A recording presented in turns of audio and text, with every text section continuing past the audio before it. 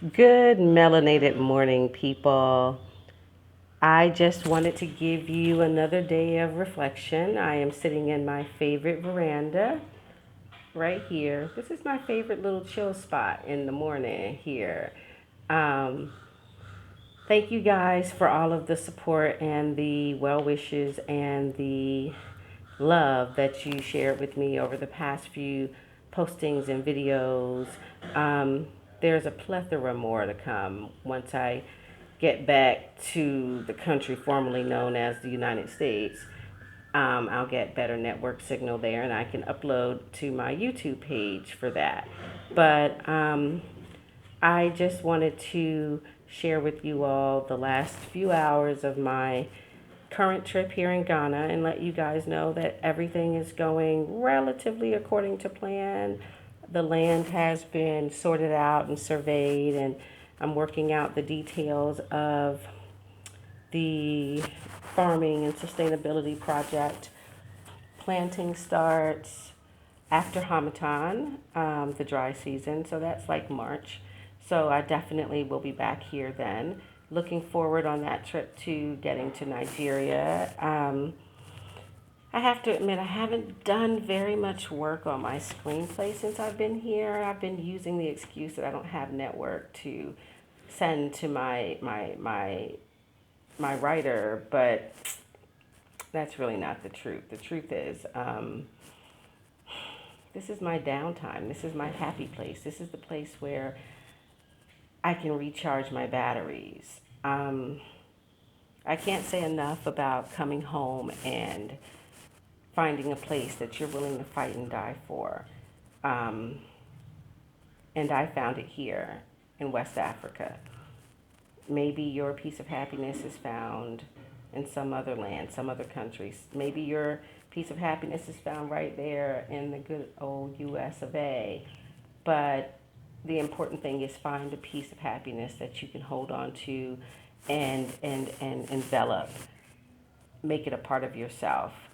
Um, I've lived both sides of the spectrum. I've lived in the stress, and I think the bags are just now starting to go away with the stress that I had in the States. Um, I've lived on both sides. I've lived with the stress, I've lived with the joy, and I'm going to choose joy over everything.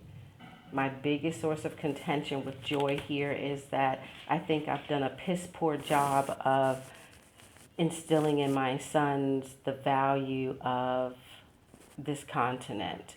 And I can only teach from the experiences I had when I was raising them. And at that time, I was a victim to mass media and its propaganda and making me believe that everything in Africa was starving to death or living in the jungle. And that is the furthest from truth. And so I disseminated that same sort of mindset to my children. And now that we live in a country where we have a rapist, racist, pedophile, misogynist that knows dick about governing um, for a country leader, it's even more dangerous for my sons to dwell in that place. And unfortunately, they're not aware or conscious enough yet to understand how turbulent the environment will become. It's already been bad, but it's going to become more turbulent, unfortunately. And I fear for them. I am very concerned for them, and I want them to be safe. And as a mom, the compromising of happiness and principle for the safety and being present in your children's life is a challenge for me.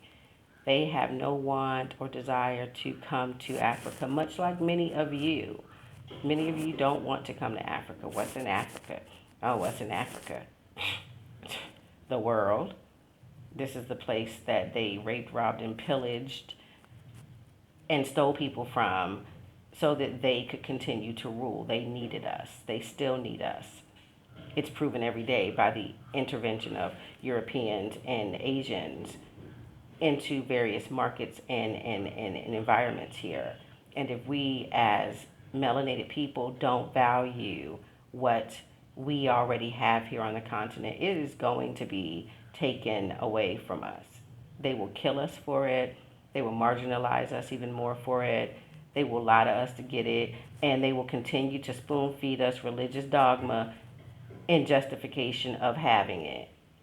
And as a mom with three beautiful kings, I am remiss. I have been remiss for my job in not educating them.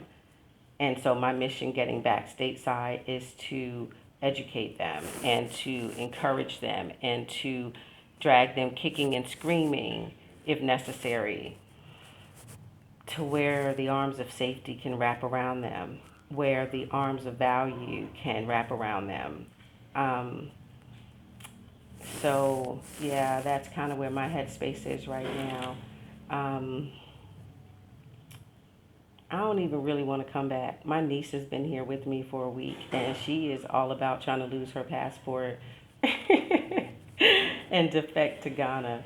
Um, I'm not even trying to discourage it, but I'm not trying to encourage it either. She got another year in university and a whole bunch of other shit she should probably put in order right now. But I'm happy that this has been an amazing experience for her. Um, let's see, what else is new? I miss my mom. I miss my family. I'm conflicted because sometime in the next 18 months, I got to be here. I got to be here because I know what I have at the States, and it ain't nothing to write home about. I'm going to be honest. They done sold half the world on the American dream, and the dream is so separate. The struggle and the hustle is free. That shit is real and free. And I am so okay with not struggling and hustling anymore. I'm okay to waking up to quiet days and peaceful nights and warm breezes and laughter and joy and the sounds of cocks crowing in the morning. I'm okay with that. I'm really okay with that. And I just want for everyone that this video touches to be okay with whatever joy they find wherever they find it. Um, as y'all see, I have not been doing makeup. I have not been fucking with what's left of my hair. I could care less than two fucks about that. Because here I can just be and I'm enough. I'm enough.